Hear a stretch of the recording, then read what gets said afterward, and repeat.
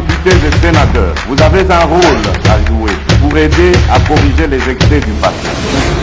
Vous les collègues des grands qui quittez les groupes armés, je vais le dire.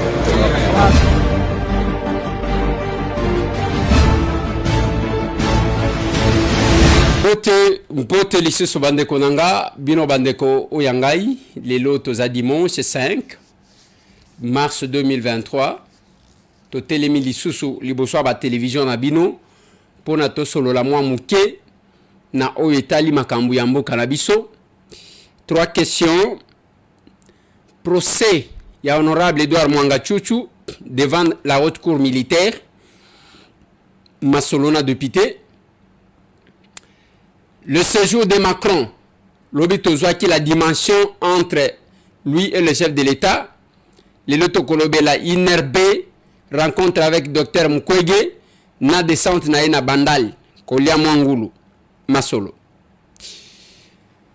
Troisième sujet, tu peux aborder la question. Il y a tension na cabine da chef lieu à province ya Lomami. Au Pessimboa Mboaboi. Les politiques vont s'enrôler et balingiba chacun atalisa ya biceps. La bonne politique ou la mauvaise. La sœur est venue corriger certaines choses. Masolo. Ndenge na koyebisa kabino toza éprouvé. Lelo toza dimanche. Lobi ekozala lundi le 6. Mardi toza na veillée mortière pona moko na biso. Il s'appelle Trésor Zolozolo. C'est jeune homme, le caméraman que j'encadrais depuis des années. Lelo nous a quittés pendant qu'on a encore besoin de lui. Il était entre les avions, il était au front, il était dans des cabinets ministériels, il rencontrait différentes personnalités avec moi, certainement, pour servir à sa manière mboka oyo. Nenge boyebi, risque ya mutu asimbi caméra, il est quand même ya journaliste. Parce que oyo asimbi caméra nde ba visaka avant pour que image ebimate soki mutu akosala mabe. Yango wana bomonaka soki journaliste akena manifestation telemi pamba.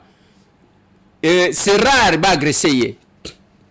Mais soki ba monika ka caméra ezalo kola balo ezala la police même soki azosala musala na ye kitoko lingi komona caméra te. Ko filmer ngai te, ko filmer ngate. Na viva biloko wana na baleki na ngai o na travaillaka na bango. Lobi na ebisaki bino ke nazaki na bango 5. Moko na longola ye pona bisenga senga. Mususu akenda ye moko.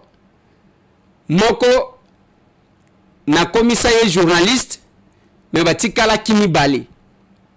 Trésor Zolozolo Makumbi na Dieu Makesela. Bana wana mi balé sur tous les fronts. Image ata ya ndenge nini. Yango tango na bete la cabine lisolo, je vous dis oui, c'est bien bon de parler. Olobi biso ba pro Fayulu. Biso ba pro Sokinani. Mais il faut ni tuna yosho kutana na bango wapi. J'ai dit le photo ya danger besoin brandir. Ya Martin Fayulu, ezabiso to komi wapi. Ba on a moni ba komi lokola ba proche ya Fayulu ba ko salaka ba selfie toyeba bangote dans le combat. Naloba kango na télévision et sans crainte d'être contredit.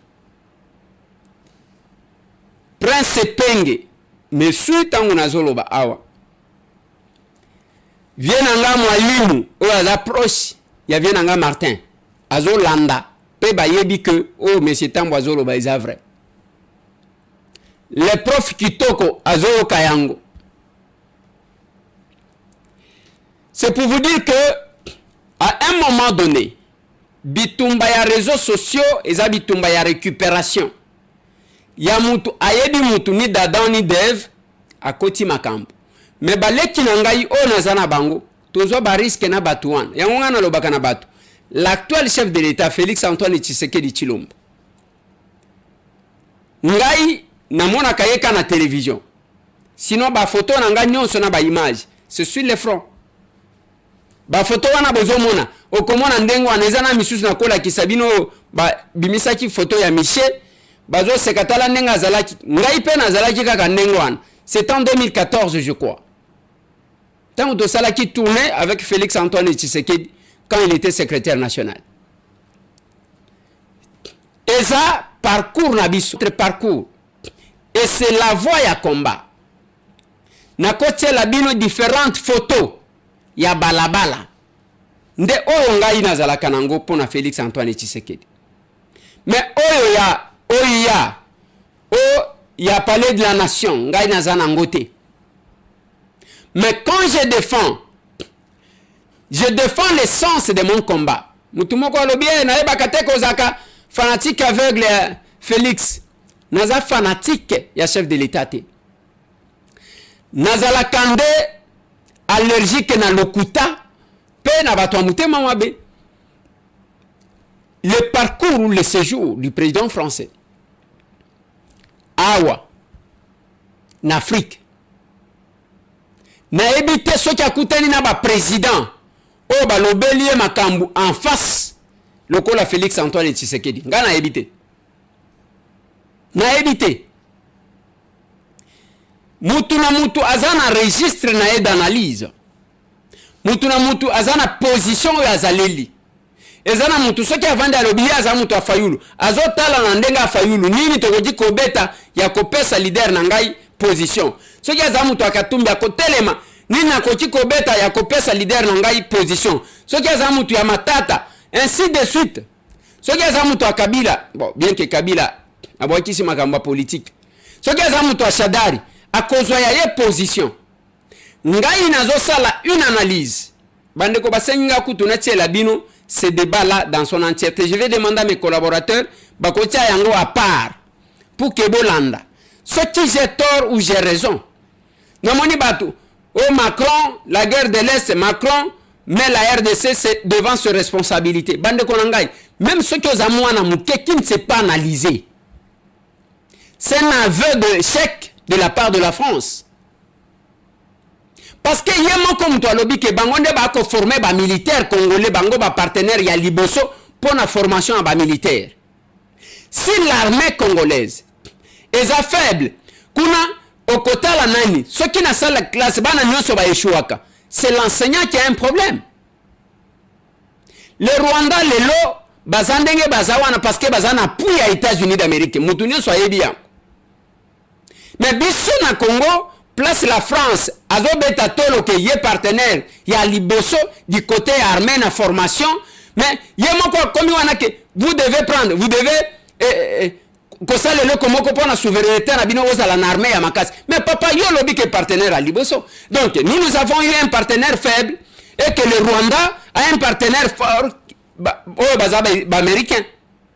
C'est ma compréhension que je ne vous impose pas. Tolongwa kana ba débat ya ba sentiment ba émotion ya kofingana tokenda kana objectivité.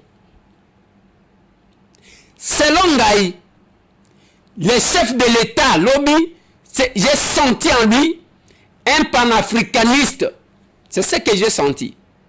Et là qu'on a yoki yango. Oya lobby oya kati, oya lobby ngana zo sala commentaire. A lobby wana que to tia commission en place et lobby la vérité sur makambu ya intervention ya ba français tangu ba réfugiés rwandais ba kotak. C'est ce que nous attendons. Yo place aux alliés surtout aux congolais. Est-ce qu'on évite que ça yango? On évite que la France avait joué un rôle dans ce sens-là. Et nous attendons à voir ça. Nous ne sommes pas de ceux qui apprennent l'histoire de leur pays auprès des étrangers. Nous sommes de ceux qui apprennent l'histoire de leur pays ici où nous sommes. Bino bozaba adepte ya Diego Kao. Oya yako découvrir la mbushiri ya Congo pona bino. Biso sikoto vivant na mbushiri ya Congo. C'est ça la différence. Ngama kamuna lobaka na télévision. Na lobaka makambu ya réalité ya mboka nanga. Je ne me mets pas moi à la télé pona kokosaka bato. Te. Pona koluka sympathie te. Pona koluka kosala matu vu. J'ai dit, je le répète, que ce qu'on attendait de la France heureusement balobi que réponse est que pas na bisoté mais bisoto za siko pays le plus grand pays anglophone qu'est-ce que j'ai dit francophone awa tangu session kozonga ngai tambo na kozwa maloba na kosenga que to basculer to banda koloba anglais c'est tout simplement ça parce qu'avec la France on ne bénéficie pas ya lobi que akopesa biso solution te kaka yamo ko makambo ya élection betaka tolongwa kuna akamati nzela o biso nde mutu topesa bino mbongo ya kotonga UNRB na ke kotala docteur Muyembe o makambo ya Ebola akamati nzela ke kuna est-ce que d'abord wa pesa kabiso mbongo en réalité ou bien eza une petite rétrocession?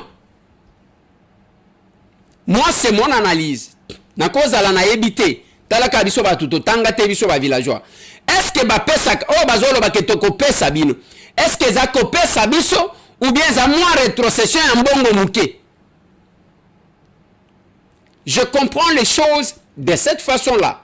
Je peux avoir tort na cause à la peut-être que na yebité bokoli misangai ki villageois mutezo salangai kozanga kotanga mutezo salangai mais je pose la question na nyoso tuwan batumisu balobi il a rencontré docteur Mukwege discrètement oui bakutana kina docteur Mukwege avant que akende kokutana na Félix Antoine Tshisekedi bakende ko discuter mais ils n'ont pas parlé politique basololi makambo droit de l'homme ezandengeni situation ezandengeni il voulait avoir des informations en dehors ya oba service na bango ba pesaki quand même docteur Mukwege c'est notre prix Nobel. Vous allez interdire au président français de recevoir docteur Mukwege? Non. Namoni mutu moko azo commenter wana lobi ayambaki discrètement pour na kopesa ba dirigeant candidaté akopesa nani kanda qui ne reconnaît pas docteur Mukwege et son effort pour ce pays. Bande ko ngai politique ya mutema mabe na koka kanangate. Même ya mutu qui a fait quelque chose, on doit tout renier. Na monaki à un moment donné, c'est tout le monde qui disait Fayoulou étranger, Fayoulou akende kuna. Je leur ai dit non. Tokende na débat mususu. Martin Fayoulou m'a dit biso batambo tozalaka na ena front. Na ebiki azamwa na Etienne Tshisekedi. Je l'ai vu na ba front tangu via azo raté kokita na njili. Ba yeko kitise na ndolo. Okomona Martin Fayoulou wana personne qui les chassait. Boko wanga na Martin le loté. Parce que nous avons eu divergence d'opinion. Ngai politique à modèle wana ngana sala kanangate. Politique ya kofinga ngana sala kanangate. Politique il y a trop de fanatisme. Ngai na sala kate. Voilà le pourquoi de l'action commune pour la République. Nous sommes une autre politique. Pas politique et a déjà le place. Quand mon vieux Martin a marché le premier sans un drapeau à SID contre l'agression rwandaise. Et lorsqu'il a marché, Boyokate azali ko s'attaquer na chef de l'État, Boyokate azalaki ko s'adresser na Barwandais, azalaki ko s'adresser na Paul Kagame. Il y a les sujets qui peuvent nous mettre ensemble. Mais yonga na ebité ce qui finalement ozamutu ya modèle nini. Et ce qui est mauvais, na kondanak, comme je lui ai toujours dit, mon vieux Martin, okokati ko kende ko tambola na ba chadarité. Yoko composé na kabilate parce que nous l'avons combattu na batunaye. Le pouvoir de Félix Olingate Vienanga Martin, ça c'est la compréhension. Il y a petit nayo villageois, mais c'est tambo que je suis. Et ça pouvoir nayo en même temps. Et ça pouvoir nangai. Et ça pouvoir de tous les combattants. Et ça pouvoir nabiso. Ce pouvoir là. Yamona pelaki awa. Bande konangai. Il y a les gens qui ont fait l'opposition non armée. L'opposition armée à l'arrivée, à l'avènement de l'AFDEL avec M. Laurent Désiré Kabila. Baboya que ce que zamu tomandu kite ko gerete. Tshisekedi kamata ba tracteur kende ko kata bilanga. Yo yebi politique o te parce que za politique ya manduki. Les gens se sont inclinés. Les lois abisso pouvoir ya batu bazanga manduki. Nous oublions les efforts que chacun a fournis. C'est là que je vous ai parlé. Bao bazaliao. Natanga kabango mikolonos. Bao bazali banda. Ce n'est pas pour les flatter. Oko wanga na effort ya bokechute. Même ceux qui ont dit qu'on reprochait ba makamu misusu. Oko wanga na effort ya commandant Egrete. Oko wanga na effort ya Odombote. Oko wanga na effort ya ba Pachelite. Oko wanga na ba effort bande kotoza ebele parce que je ne me mettrai pas à citer tout le monde. Mais je sais quand même le parcours. Il y a auto sala. Mais bah effort wana des fois nous oublions que effort wana moko beta likofi, moko beta boye, moko olola, tout ça fait qu'aujourd'hui que nous ayons ces victoires que nous avons. Mais bouzoba tozo ça les anines. Nous négligeons, on veut tout recommencer. En voulant tout recommencer, le régime passé bazuba journaliste na bango formé batu na bango allez bateli bino. Bino na poto wandu oui wana zolo ba bien. Toza na yo, c'est bon. Mais naloba kanabino mupayaka kanda melaka mai kufela mbwa.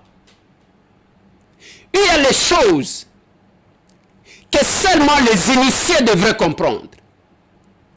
Oye biso tozomona, des fois vous ne comprenez pas. Bino ozomona yangote. Mais biso batambo tozomona yango. Je vois ces gens-là nous envahir. Yo sala kaka ça oko vanda ozuka papier. Obandi kotala tous ces gens qui envahissent les réseaux sociaux. Otie kaka ba kombo sali liste. Obandi moko mibale osilisi liste na yo. Après obandi komituna. Oyo na 2018 azalaki wapi? Na 2017 azalaki wapi? Na 2016 azalaki wapi? Na 2015 azalaki wapi? Na 2014 okobanda ko découvrir musu na yo ko fongwama. Je vous propose de vous soumettre à ce petit exercice. Ozupe M. Tambo, tcheye kakate, na liste angouane. Obani M. Tambo, tozana 2023, 2022 ozalaki wapi, 2021 ozalaki wapi, 2020 ozalaki wapi, 2019 ozalaki wapi, 2018 ozalaki wapi, 2017 ozalaki wapi, 2016 ozalaki wapi, 2015 ozalaki wapi, 2014 ozalaki wapi, 2013, 2012, 2011, 2010, 2009, 2007, 8, 2007. Donc, obani ko sala moi inventeur wan, bande konangai. Quels les réseaux sociaux à la blanchisserie? Kakabori. Et vous récompensez, vous crachez sur les efforts. C'est ce que moi j'ai constaté. Et ça salanga mabe parce que même moi non nazo lela lelo. Biso toyebi ba effort, bambula wana ndenge na tangi. Bambula wana ndenge na tangi. Bitumba biso to bunda jusqu'à aujourd'hui. Tokosa la veille mortière le mardi na Sanef. Tobimisi na mama yemo. Le mercredi, tokeko tika ye na nécropole. Ake kopem. Mais nous les verrons à travers les images. Ah, tozo belela. C'est Tokoni wapi télévision qui est prouvé. C'est l'action commune pour la République qui est prouvée. C'est notre capable. C'est un caméraman qui a travaillé. Même samedi, kuna mwana wana kenda qui a filmé na change patriotique. Le destin a décidé autrement, accueilli. Maintenant, nous avons envahir les réseaux sociaux, comme ils donner des leçons. Moi, ça me fait mal. Na fanatisme bozana ngo. Bossa la compte à rebours. Ce que l'on dit qu'à 5 ans, au comment on a masque n'engé kokwe. Et la stratégie, c'est que basa la mise en place, bazonge la bisoti. Bazonge la biso. Macron a utikuna. Tango a utikuna, akena inerbe. Akutani na docteur Muyembe. Atali balobi mbongo na bango bachakuna, batali. Mais ce qui m'a étonné na rencontre na bango na docteur Muyembe. Pourquoi nous avons la culture que de copier? Ce qui botali toutes les vidéos à docteur Muyembe. Alata kaka masque. Tous les lots. Il a fallu que le président français aille ndebino ba minganga ngo batozo yerisaka biso ke Covid des amakasi bolongoli masque parce que le président français est venu sans masque. Je l'ai constaté quand le roi de Belge est venu, masque tozaji ko latati aw. Lokola yaki sans masque biso pe tolongoli bi copia ya modèle ni. Bolongole la biso mbongo ya makambo ya Covid wana buchana aéroport. S'il vous plaît. J'ai raté le vol. L'autre fois aux États-Unis parce que le système est il faut la qui ça code QR, il y a $45, il y a que ne futa kun bande konangai. Tozo batubazo futa lango nini parce que nazo mona batubazo la ta masque aux États-Unis, nazo mona yango na potote, batuba comme libre et biloko wana bazo senga kango lisusu te. J'ai pris 8 vols à l'intérieur des États-Unis, nulle part. kaso ke linye ya awa donc biso to sombi covid ekomi lokolo eloko na biso ou bien tokomisa yango cop. Docteur Mouyemba a reçu le président français sans masque. Mais mikolo nyonso ezaka azoloba kaka masque. Mais je ne comprends rien. C'est que Macron aza médecin ou bien ba médecin Macron ndeba yekolo bana docteur Mouyemba ke longola masque covid ezali susute, je ne comprends rien du tout. Na souleva question oyo. Na lobi ba chinois bisika malade utaki. Ba komisa malade wana ya biso. Quand un Congolais quitte son pays, à Kekuna pona kende ko somba biloko ba na quarantaine, on a tout fait pour museler les opérateurs économiques ya ba Congolais. Bango moko ba ye ko installer awa, bazo steka en détail, en gros, ba Congolais ba ko kende te. A ceux qui ba ye quarantaine ezapona bangote. Je parlerai toujours. Je défendrai. Et quand j'ai soulevé cette question, n'a qu'à poser en tant que parlementaire, n'a qu'à déposer question orale avec débat. Batunion se bamona yango, bien que notre bureau n'a pas aligné ça. J'ai joué mon rôle du parlementaire.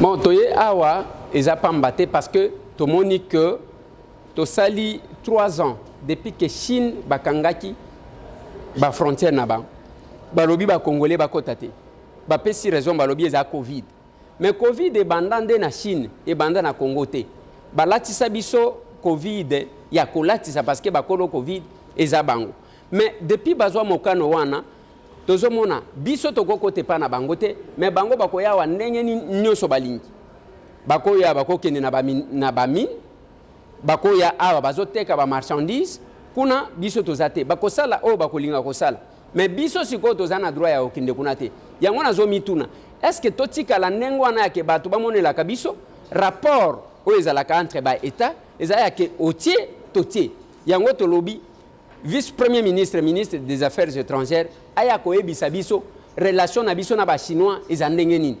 Ezaya rapport relation ya bato makasi na bato balemba ya ke bango bato makasi baya kanenge balingi, bazonga kanenge balingi, mais biso toko kende pa na bango te. Yango wana to estimer que esengeli ministre aya ko expliquer na représentation nationale pour na nini esalimi ndengwa.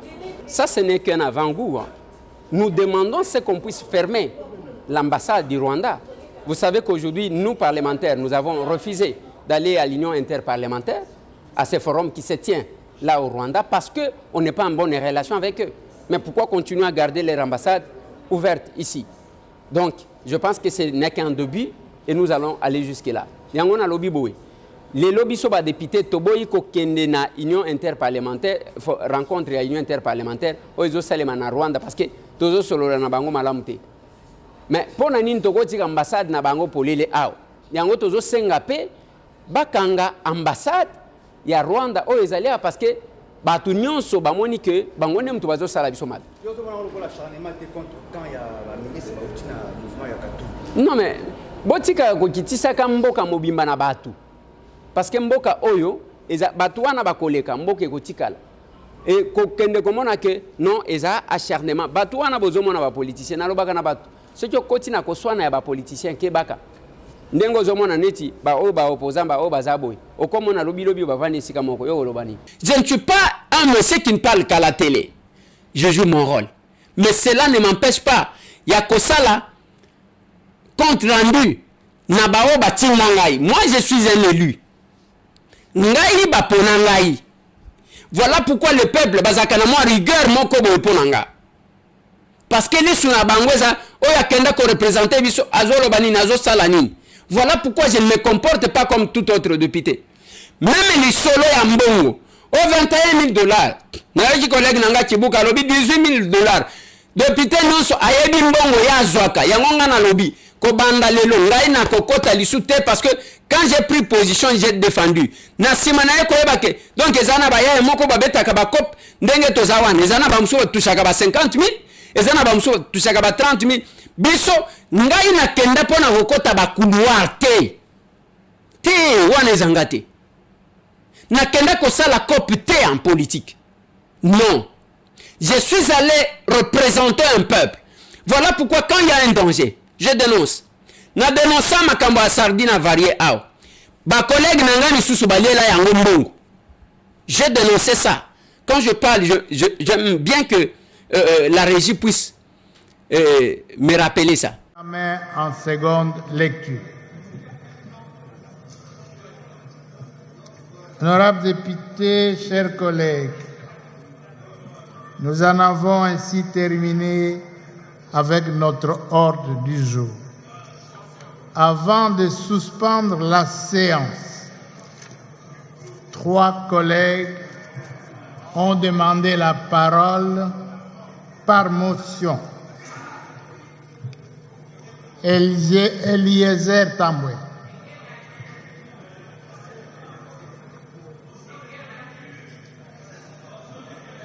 Motion d'information.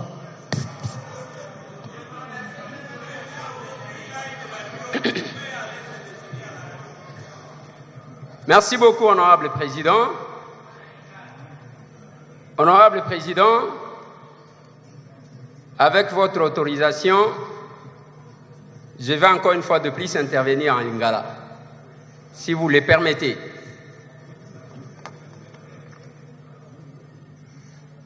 Je peux, Honorable Président. Oui, oui, allez-y. Honorable Président, ce qui n'a télémi pour la motion d'information Oyo, et Zapambate, je tenais à tout prix à Kolobelayan. Parce que la vie de nos peuples en dépend. En ce moment où je parle, il y a quelque chose qui se passe. Napor Moko Awa Babengi en Triac. Bazali ko chargé au moins 6335 cartons. Il y a produits avariés. Et ces 6335 cartons, honorable président, Eza Bassardine au Babengi Ani. Et à destination Yakisangani Boyoma. Honorable président, Tokomi loko la passoire dans ces pays. Et c'est un service de l'État qui nous donne cette information, mais incapable d'arrêter ça.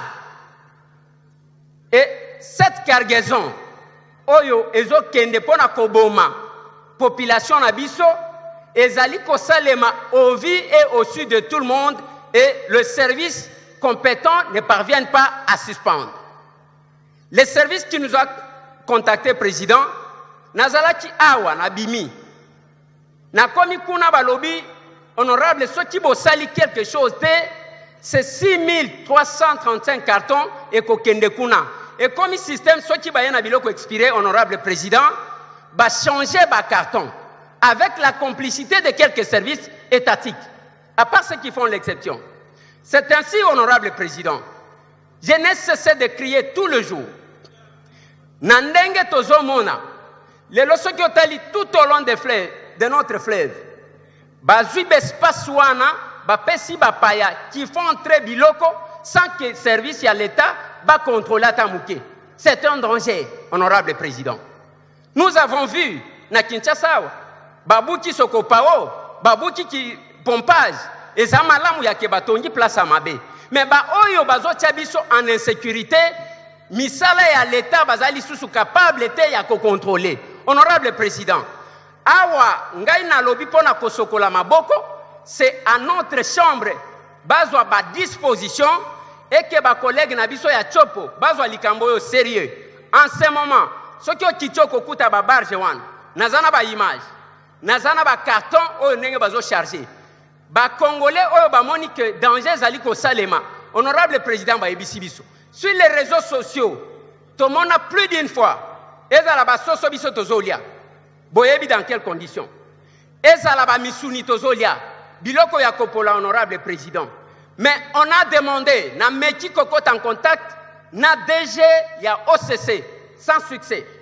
Na meti kokota en contact na ba service habilité ya ke bakende ba stopper. C'est un seul service de l'État ndeke kuna pona ko stopper. Ba sengi même ke ba décharger quelques cartons bazo senga bango $400 pona ba oyo ba ko décharger, incapable de trouver sa faute de moyens, honorable président. Voilà pourquoi, honorable président, nazo senga na bureau ya Assemblée nationale. Biso toza ba représentant ya peuple wana balingi baliese biloko ya kopola ndenge tozoli yango na Kinshasa. Bazwa des dispositions qui s'imposent. Honorable président, ce qui okozwa téléphone na yo, peut-être yo bakoyamba yo, poto komi kobanga kobenga benga. Ce qui okoti kosala quelque chose pour que ba barge wana ezana en triac o bazali ko charger ba bloquer yango pour que musala esale mamalamu. Pour sauver notre peuple. J'ai dit, honorable président. Merci, honorable Eliezer. C'est excessivement grave. Si les faits sont vrais et qu'on fait entrer des produits périmés dans notre pays. Honorable, je vous demande demain d'écrire et de voir les premier vice-président. Voyez, écrivez, suivez, écrivez, voyez le premier vice-président demain. Et nous allons statuer sur les cas. D'accord? S'il faut une commission d'enquête, nous allons mettre une commission d'enquête. Vous êtes d'accord? Ok. Écrivez et déposez auprès du premier vice-président. N'a port privé wana.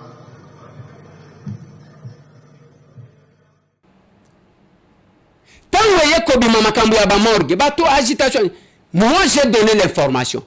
Jusqu'aujourd'hui, ba morgue ezali ko constituer un danger. Et nazolo bana bato. Ce qui est quartier zana morgue, au monika bazo pesa yo bière ya pio, yeba ke wuti kuna. Merci, honorable président. Honorable président, honorable membre du bureau, honorable député, chers collègues. Ndenge boyebi nazalaki awa en date du 3 de ce mois. Nazwaki par une motion d'information, Nazwaki Maloba. Nathalie Sakibino, oyo ngai na yokaki, oyo ngai na monaki. Et nazo remercier le bureau de l'Assemblée nationale parce que juste après, basaleli biso ordre de mission pour nato kende ko enquêter. Mais dommage que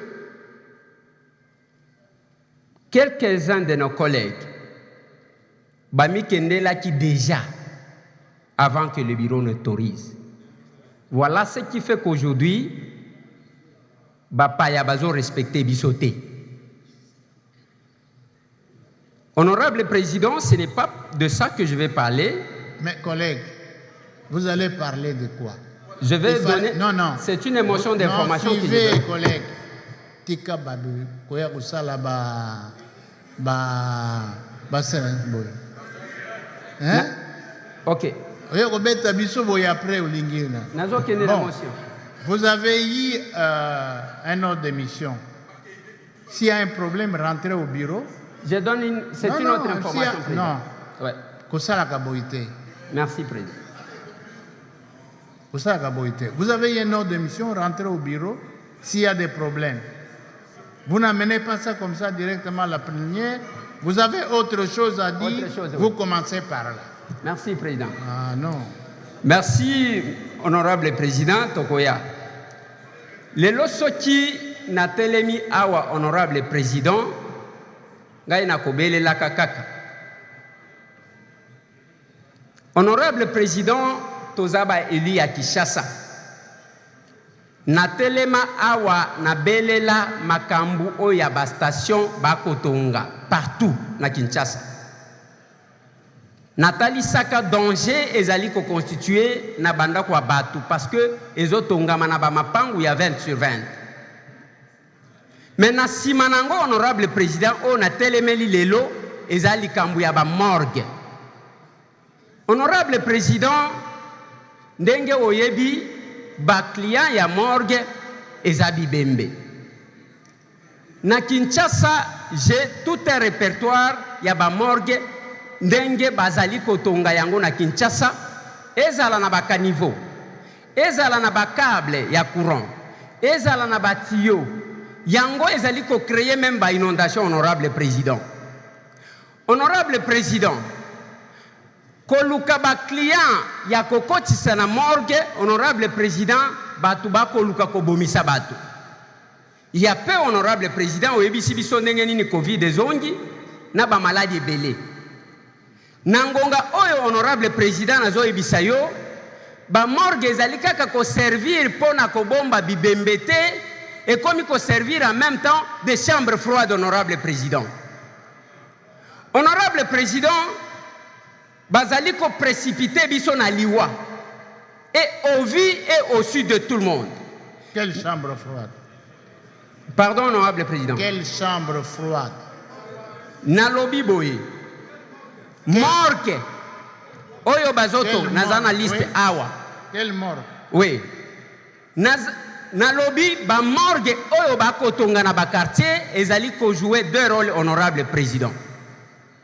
Na ndenge ya moi boye eza morgue bisika bazo bomba bibembe na butu ba nyonso basomba ka basoso basomba ka mipanzi soki basombi te bakeko bomba ngona kati ya morgue honorable président. Dans quelle morgue on les fait? Dites-nous. Je vais citer nazana ba morgue nazo échantillon ya 7 parce que naebaki ke okotuna nga mutuna. Nazana morgue ya Luindu ezana ozone. Nazana morgue ya Ngondo ezana Elengesa. Nazana morgue ya Point Final ezana Limete. Nazana morgue ya oyo ezali na maison communale ya Ngiringiri ezawana honorable président. Au vu ya échantillon on a PSIO honorable président ce qui totali d'abord na condition dans lesquelles ba morgue wane tongama et la manière dont ils sont en train d'utiliser doublement ba morgue wana tantôt en chambre froide tantôt en morgue honorable président ce qui tozui ba disposition te biso nyonso ba tutolia kabilo kwa libanda to kokufa honorable président. Voilà pourquoi, honorable président, Nalingaki n'a même encore devant la représentation nationale, Kotali Sabino, Bamorge wana soki, bo enquêter, bo kokuta ke, ezaliko jouer un grand rôle, na ko boucher baka niveau, likambu ya ba courant, ba câble elekawana, ba tuyau ya mai elekawana, ba inondation biso ba élu de Kinshasa, na ba éboulement na ba érosion tozaliko vivre. Et ça la base aussi à la construction au honorable président. Yango nazo senga. Soki ba ko buka na ba sokopao. Soki ba ko buka na ba pompage. Pourquoi ne pas voir aussi ces hommes forts qui construisent en même sur les routes, honorable président? N'a déposé dengue to déposaka au bureau de l'Assemblée de nous aider. Merci honorable président. Telemawana. Azali Eli ya Kinshasa. Ba morgue bazo salango na kati ya ville ya Kinshasa. Okotana na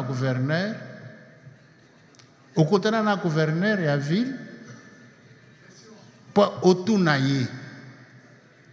Ba morgue wana bazo tunga na autorisation ya nani. Okotana na ministre de santé ou bien na service d'hygiène. Mbala liboso nga na wike ba privé ba tongi ba morgue. Ezali oui. OK. Au PC liste mais vous êtes député à Kinshasa. Oui. Non, vous êtes député à Kinshasa, koutana na gouverneur, tout na ye en face de nous ici. En face du stade.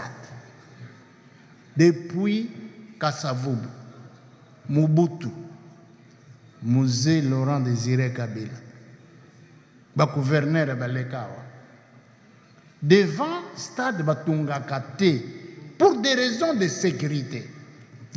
Lelo bazotunga, vous allez élu à Kinshasa. Ok, Kutuna. Baninga na yo, élu ya ville à Kinshasa au niveau provincial. Utuni Bango, on est en train de construire en face là. C'est un danger public. Bobeti match. Ba problème izali. Bato bazana esika ko kimilate. Là, c'était les lieux qui étaient vides pour l'aération et à stade. J'étais ministre du sport. On n'a pas loti ce terrain-là. Ce terrain-là, en face, awa, kenda kotala bazo lotiria. Merci beaucoup. Les élus de Kinshasa, même inondation wana lobby. Oya koyebisa biso.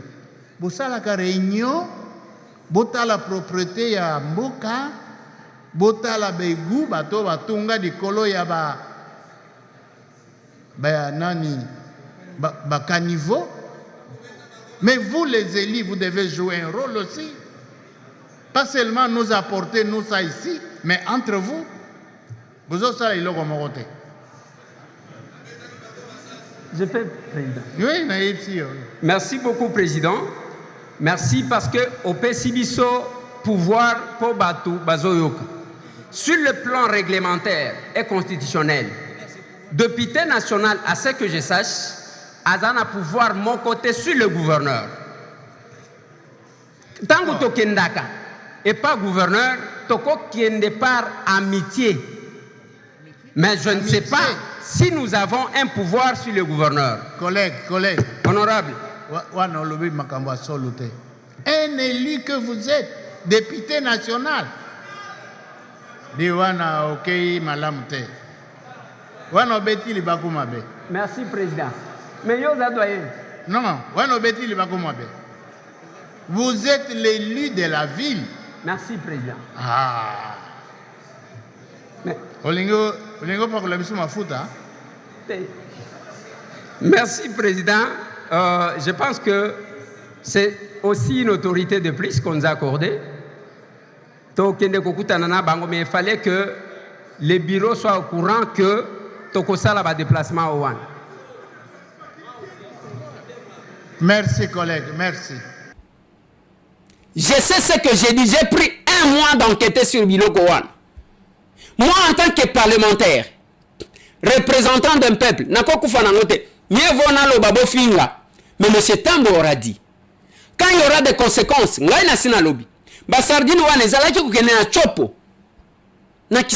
ne suis pas élu de là. Mais je ne peux pas accepter que mes frères puissent mourir. Parce que Ngaï a commis joueur local. Nous sommes porteurs de mandat national. Nga.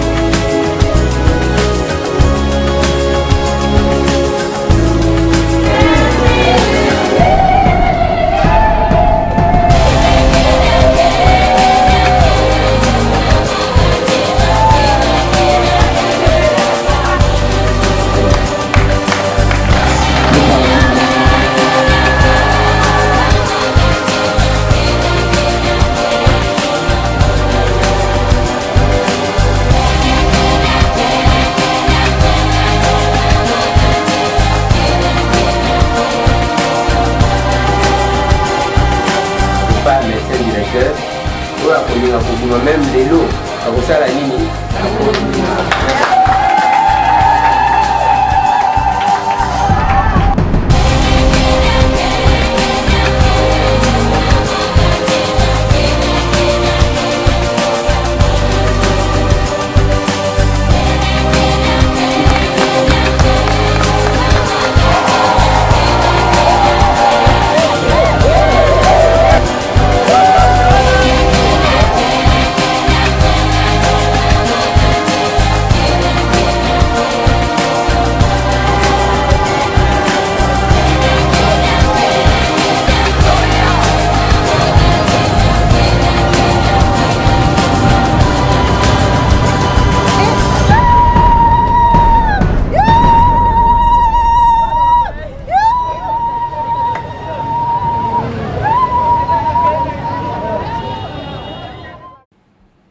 Voilà pourquoi je défends ceux qui sont en Goma.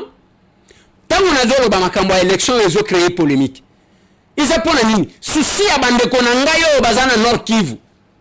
Je ne peux pas les oublier parce que je suis élu d'ici. Ainsi, on s'en fout de tout le monde. On ne peut pas parler de ça. Je ne sais pas, vous avez un problème de mitutoneni. Ces gens-là sont vos frères. Ceux qui bazalaki kolinga kongote, mbele sika wane sekenda. Le plus grande victime. Et ça bango. Bango ne bazo bom. Bango ne bazo violer bana na bango na basi na bango. Bango bazakuna me bazo lo bamboka na biso kokendete. Bino na Kinshasa awa tala conséquence. Macron a silisi bamenye na bandali. Akende komela. Mboka ya musique. Ndebo bazoka. Bazoka biso Congo pesa ediere. Dile nzembo akobini. On a un problème sérieux, l'agression. Ndenge tozolo baboy batata na biso ba mama na biso bandeko na biso ya basi na mibali en débandade à l'est du pays. Macron est toki ndebandali. Et vous amenez un villageois de mon état.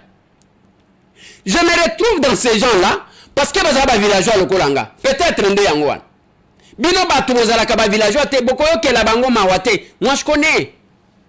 Na yebi pasi. Biso babota biso na bazamba. Il n'y avait pas de sage-femme. Et là comme mon côté au Pampers biso to yeba yangote. Ce que zo simba misunanga ya makolo awa. Okoyoka ke baba. Bakushe bazaki ko changai ezaki ya ba moer na ya ba jersey wana ko yeba ngote. Wana bakambio singa kamo eteni ya liputa ya mama na yo bakangio bazui mafuta mbila bapakolio sikonde bazozo eteni ya ilamba wana bakotisi boye kwei boye bazui mususu bakotisi na sime kwei boye bino boye ba makambo wana te. Voilà pourquoi bozotala bozaka je dis c'est quoi ça yango na lingaka tango batiaka photo na ngai ya etoko je suis très content tango batiaka photo na ngai ya vélo je suis alors très content. Les gens pensent qu'ils me font du mal. Non. Moi, na mobile paye wana te. Toko banda ko calculer yo longwe na point nini pona koma na point nini. Même septembre moi longwe ne toko a combien? A longwe ne toko a combien? Vous acceptez. Tosi to yebisi Macron que tozana problème. Toke ko longola ye nyonso yokaki na moi na mutu. Akekuna kobina les Congolais dansent, hein? Ils boivent d'ailleurs, je t'abandonne, hein? La vie est normale. Hein? La vie est normale. C'est tout ce que vous avez voulu faire passer comme message. Bande Konangai. Mais c'est tant de villageois de son état. Moutoua tangate le Kolanga. Nako sala yangote. Biloko nako wele la nini. Ngayo mona kanga mutu ya ba selfie na gende ko wele la kukanga selfie na Macron. Tone sa nini. Et après c'est ça l'histoire. Mes enfants, même si je ne suis plus là, ils diront que notre papa s'était battu pour ce pays-là. Les enfants de Lumumba n'ont pas honte de citer les noms de leur père. Les enfants de Mpolo, Bazana, Somote, Tosonia Gotanga Komba Papa Nabango. Les enfants de Okito, la même chose. Bana ya Tshisekedi, la même chose. Des fois, Bana ya Lumumba, bana ya Kasavubu, bana ya Mutu akoyoka te somo, bana ya Kimbangu kutu tolo bate.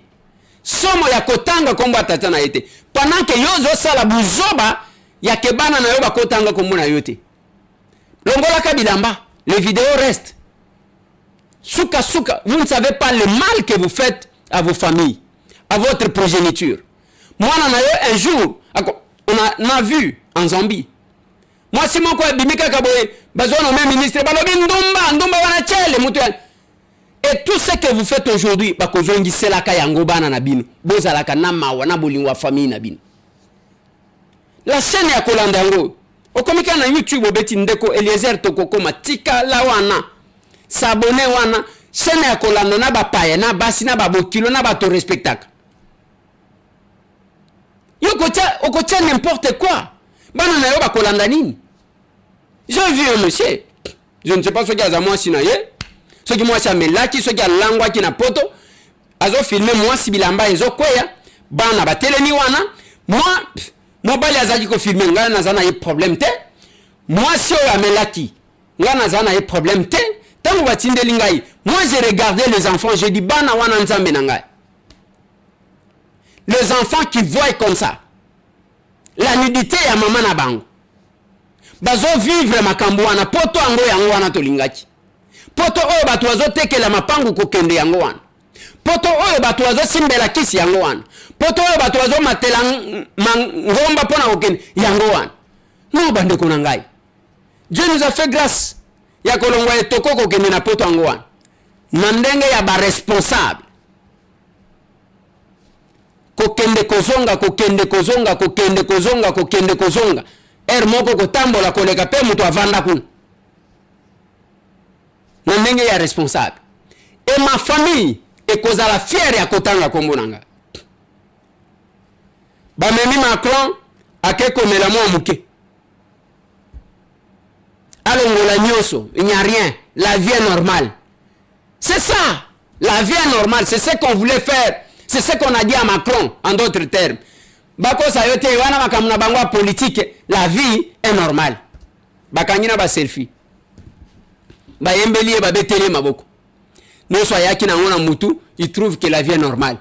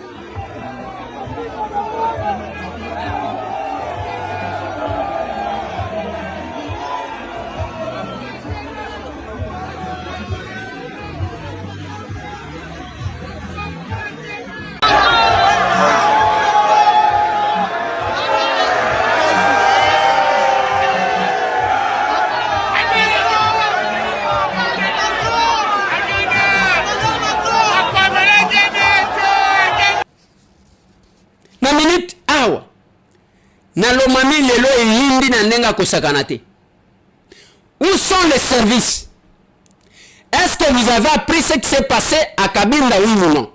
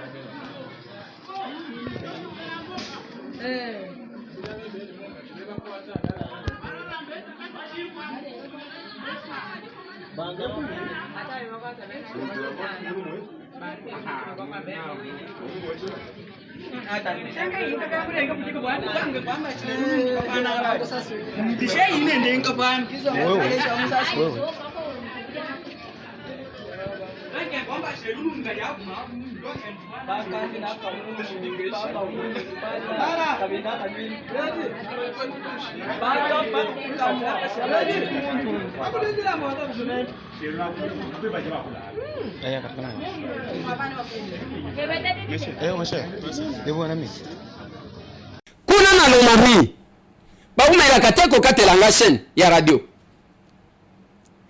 Est-ce que vous avez appris oui ou non? Et qu'est-ce que vous faites? Vous vous taisez et vous travaillez pour le chef de l'État? Bon, ngana ebité tout ça neni. L'honorable Edouard Mwanga Chouchou bazo jugé en flagrance na cour d'ordre militaire, na haute cour militaire. Je vous propose de suivre cet élément commenté. Siégeant en procédure de flagrance, la haute cour militaire dans sa chambre présidée par le général de brigade, magistrat Kalala Kapouk Martin, a ouvert vendredi 3 mars 2023 les procès de l'affaire du député national Edouard Mwanga Chouchou Izi, élu du Nord Kivu et président d'un groupe parlementaire à l'Assemblée nationale. L'auditeur général, ministère public près la haute cour militaire qui l'a amené en cette procédure précitée, s'est fait le devoir, conformément à la loi, de présenter à la haute cour militaire les faits reprochés aux prévenus. On retiendra de l'organe poursuivant que le prévenu député national Mwanga Chouchou Edouard a été interpellé et arrêté par les services des renseignements le 1er mars 2023 après une perquisition faite en sa résidence de la Gombe à Kinshasa en présence de son épouse Umubera Mukabaranga Mwanga Chouchou. Plusieurs effets, tant militaires que autres, ont été découverts par les 10 services des renseignements. Parmi ces effets, on peut citer une boîte rouge contenant 42 munitions de 9 mm de GP, une gaine de revolvers GP, 2 matraques électriques, des ordinateurs portables, 11 clés USB, des cassettes audio et cassettes d'enregistrement, plusieurs téléphones, des caméras Sony HD et Canon, des dictaphones, un coffre-fort de la couleur bleue et plusieurs autres documents. À en croire l'organe accusateur, cette perquisition a été effectuée à la suite des informations reçues par les services des renseignements à partir du Nord Kivu. Les effets ci-haut énumérés sont constitutifs des infractions de trahison, atteinte à la sûreté de l'État, détention illégale d'armes et munitions de guerre, association des malfaiteurs, participation à un mouvement insurrectionnel et incitation des militaires à commettre des actes contraires au devoir ou à la discipline, a dit le ministère public. Au cours de cette audience introductive, la haute cour militaire a reçu les serments de 3 nouveaux juges assesseurs dans la composition et a procédé à l'identification du prévenu Mwanga Chouchou Edouard. Ce dernier est natif de Bichoucha. Voilà. L'acte de naissance et crime, c'est le jugement. Nous attendons.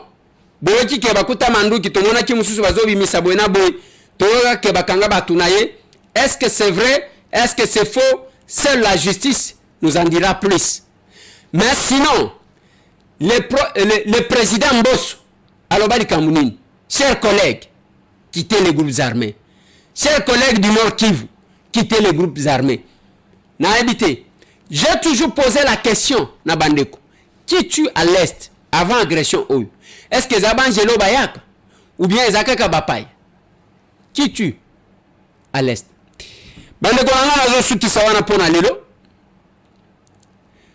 La bonne politique, c'est une action commune pour la République. Lobby Tozala qui n'échange patriotique. On a proposé les bilans encore un extrait de cet échange. C'est compliqué, moi, et bien, son action commune pour la République, l'explication est simple. Comment vous voyez le monde? Comment vous voyez le pays? C'est les 3 engrenages. Assez chaud. Assez chaud. L'engrenage, on a résumé tout ce que nous sommes. Nous voyons un Congo oyake, kaka bato alikolote, bato toyeba yeba, bao batika lakuna. Nous avons, à un moment donné dans ces pays politiques, comment dire le Gola yaba famille Mokobo. Ba mususu bazana droite. Et nous voyons un Congo oyake, oyamuke oyazana se. Grâce à Benfort naye, azo faire tourner oyazana katikati. Ya katikati azo faire tourner oyaza likolo, ya likolo azo simba oyazana se. Assez chaud. Et c'est ça le pays que nous voyons. Nalobi na bino baleki biso na mbongo, na ancienneté, na expérience, na makambo nyonso na koboma. Mais pour na bolingo ya Congo, bao baleki ba capable bazate. Assez chaud. Pour preuve, je suis passé. Na lekisi la voix de l'Amérique. Nalobi tozana biloko misatu na Congo pour le moment. Toza d'un côté na social ya mboka. De l'autre côté, tozana agression. Tozana guerre, tozana rébellion te. Boyo kanga bien. Tozana guerre, tozana rébellion te. Et de l'autre côté, baye balobi, toza la élection. Tozana biloko nini. Dena tuna kikamu tuna yango bozo mona sur tous les réseaux sociaux. Eliezer a dit oui. Biso toza ba commentateur ya ba actualité te. Nous sommes les créateurs de l'actualité. Assez chaud. Assez chaud. Alors, Nathalie Sibatu, exemple kaka moko na pesi. Na lobi toza na kati ya ndako. Mama zo lamba biloko pona tolia. D'un côté, azo bongisa ndako parce que ndako ba bongisa kaka te. Mais otala boye kuluna koti na kati ya ndako. Même ndenge to aliao. Omona kuluna koti. Tokosala nini? Na lingine tokosala nini? Tokobundisa nanu kuluna na sima nango mama continue. Soki okebite maya fufu ango wana tokosala nini? Siko na lobaki maleni. Wana na boyi ke élection kozala te. Na lobi kaka que nous devons voir les choses. Soit cautionner la balkanisation ya mboka na biso. Totikeli ba wana tolobi mo bango bazaba touté parce que nous avons tendance surtout na Kinshasa ya kobosa na ce qui se passe à l'est. Bande konabiso wana baza musika na ao capitale. Mais soki bande konabiso ya est bazala ka ba vrai patriote tembele mboka oyo kendakala. C'est parce que ces gens-là sont plus patriotes. Balingi na mboka na bango te, quel que soit neye bazo kufa. Et biso wana Kinshasa au lieu toza la solidaire na bango to le etali biso te. Biso to ke nega élection na biso etali biso te. Mais ce n'est pas normal. Ça ce n'est pas la serre ça. Assez chaud. Assez chaud. C'est comme ça que nous voyons les choses. Tant que tu lobby la dérwandarisation des institutions. Les enfants battés. Notre armée est devenue faible parce que Tozali infiltré. Même la politique est toujours salango bien té. Tolobi, nous devons dérwandariser les institutions. Les Rwandais, d'abord, bango nyon so bala combien. Bokoti komi tuna teke bateau, d'abord bazaka bouquet. Attends, ce que moi je ne suis pas militaire. Mais ce que j'apprends, c'est que la force d'une armée, ils ont aussi nombre d'éléments bazana bango. C'est ça. Bango bazana kebo. Ma okoyo kabaye oh bazu village bo. Bazu village bo, bazu avancer. Ce n'est pas parce que bayebi mingi, c'est parce que bazana ba élément na bango na kati na biso. Tango bazu avancer, bango bazu loba. Biso wana bazu ya nzela bo. Bayebo. C'est comme ça que nous avons dit. Pour la institution Yamakasi, il faut dérwandariser les institutions. Très bien. Tozana bango na parlement. Bazana armée. Bazana la police. Bazana ba service de renseignement. Alors, on doit les laisser comme ça et vous pensez que Togozala Makasi. N'a pas ça qu'exemple. Nalobi te ke mupaya koti koza la responsabilité te ngana lobi ndengwana te. Cécile Kenge aza congolaise ya awe pana biso. Azalaki ministre na Italie. Akomaki parlementaire européenne. Elle a servi l'Union européenne et l'Italie. Durupo azalaki c'est un Italien. Azalaki premier ministre na Belgique. À servir la Belgique sans trahir la Belgique. Vraiment. Barack Obama, un Afro-Américain, Azalaki président américain. il n'a pas servi d'autres intérêts. Il a servi les États-Unis d'Amérique. Biso Siko Tozana Batu, qui prétendent être des Congolais, mais qui nous trahissent. Tobomba Bango Gaga. Bozo Banga parce que Bino Bokonzina Bino Utakuna. Ah, c'est chaud. Ebele Bazo Banga Bako Kakate Kotanga Rwanda. C'est là que je félicite les chefs de l'État. Félix Atasoki Akewapi, Atasoki vous inviter Ebilo Kwakoli à Mikolo. Dès qu'à Bandi Kola, les Rwanda a agressé.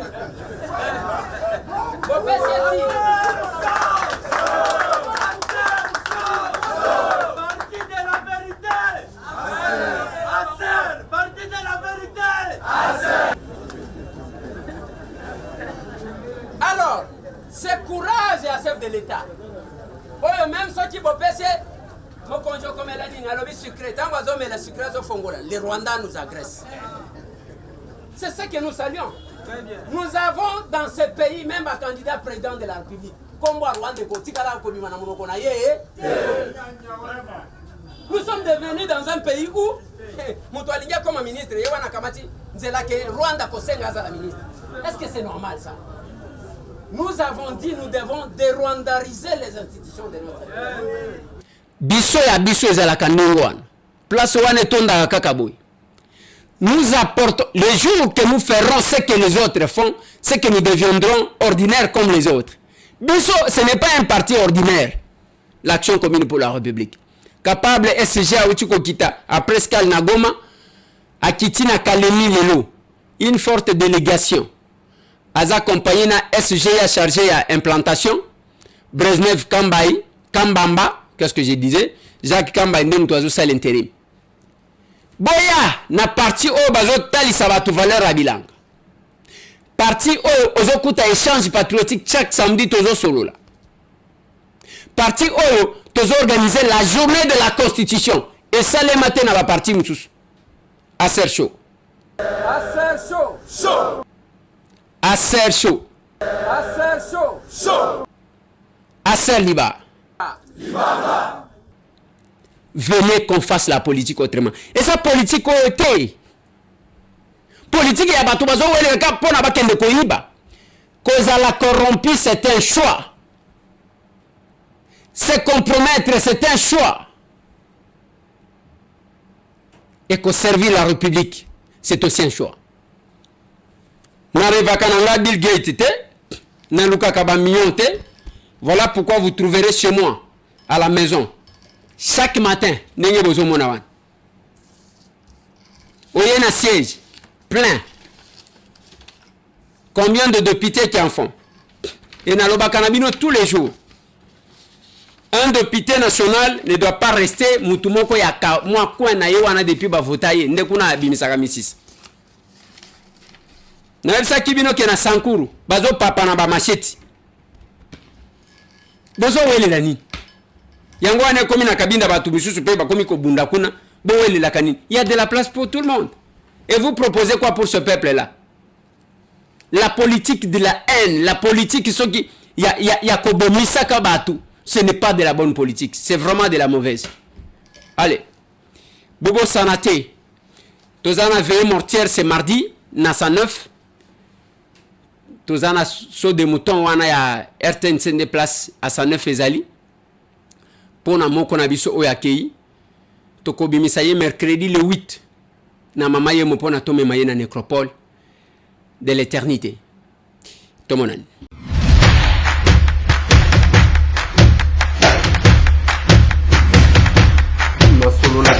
Honorables députés et sénateurs, vous avez un rôle à jouer pour aider à corriger les excès du passé. Vous les collègues du Grand Kivu, quittez les groupes armés, je vais le dire.